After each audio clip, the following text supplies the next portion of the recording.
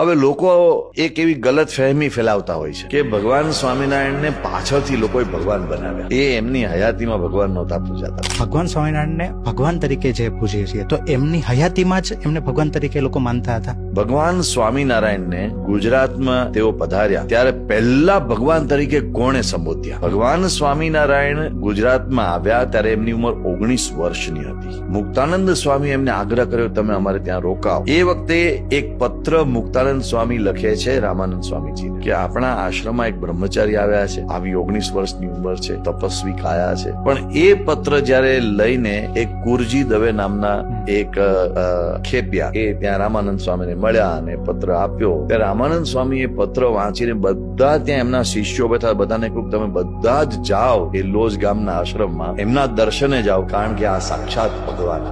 તો રામાનંદ સ્વામી હજુ ફિઝિકલી મળ્યા જ નથી. એ પહેલા રામાનંદ સ્વામી કહે છે ત્યારે રામાનંદ સ્વામી એક વાક્ય બોલે છે કે હું ઘણા સમયથી એક વાત કરું છું કે હું ડુગડુગી વગાડનારો છું અને ખરા ખેલના ભજવનારા હવે આવશે.